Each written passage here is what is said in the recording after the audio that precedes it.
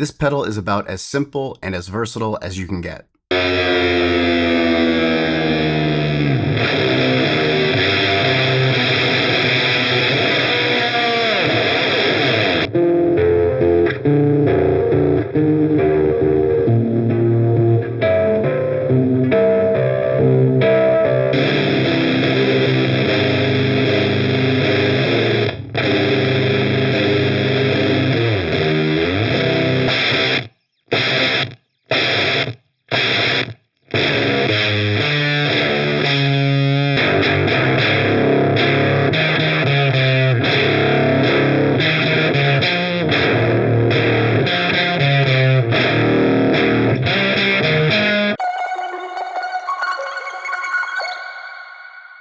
Huge thanks to ADD for sending me the transformations. This thing is unbelievably versatile. For being, for the most part, a one knob distortion or fuzz, it covers a lot of ground. So let's get into the controls.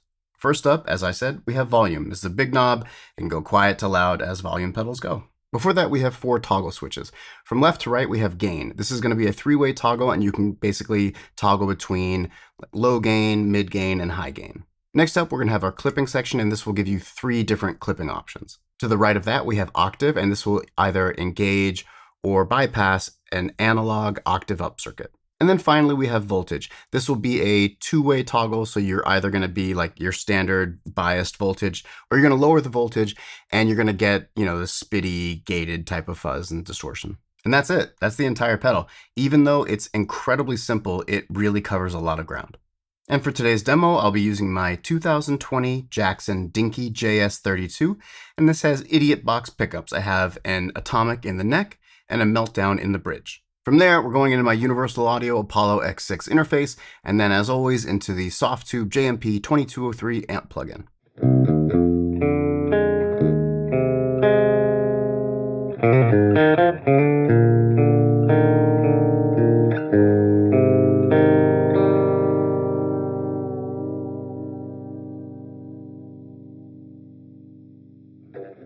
For this first section, we're going to start with the Resonant Electronic Design Manifold drive.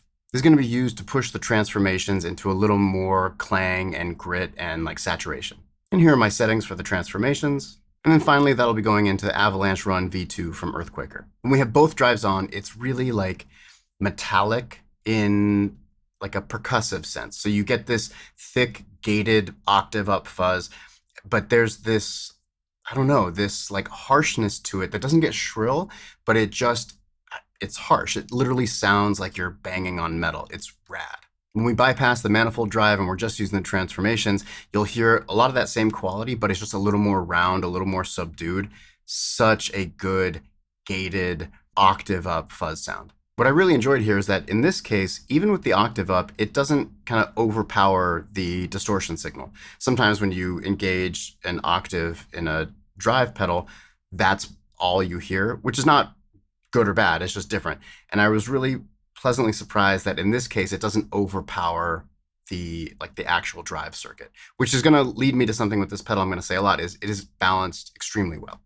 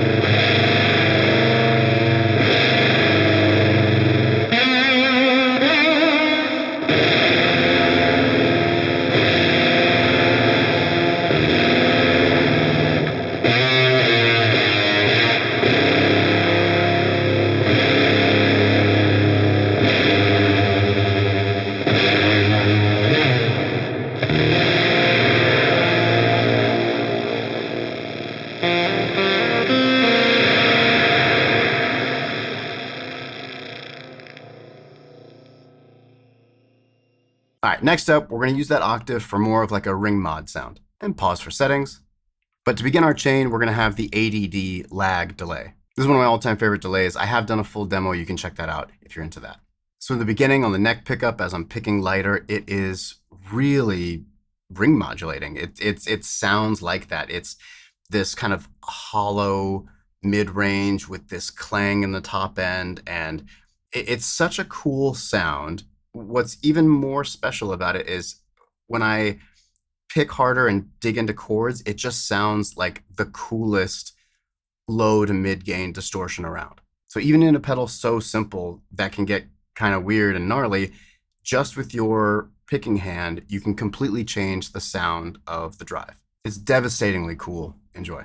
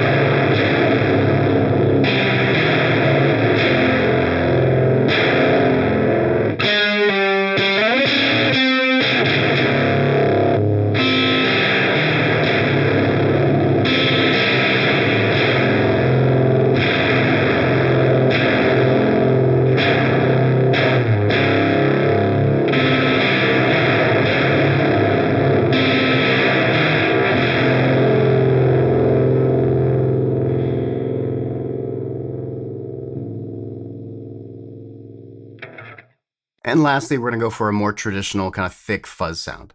And pause for settings. In this clip, it's a bit more doomy. It's darker, it's heavier, it's thicker. We're not using any octave. It just has this weight and heft to it while still being very clear and articulate. And that's not always the easiest thing to do when you get a kind of big, thick, think like muff type sound. It's tricky to still hear notes and retain punchiness, but the transformation manages to do that really, really well. In the end, I'm going to bring back the lag for some like delay that's kind of closer to a reverb.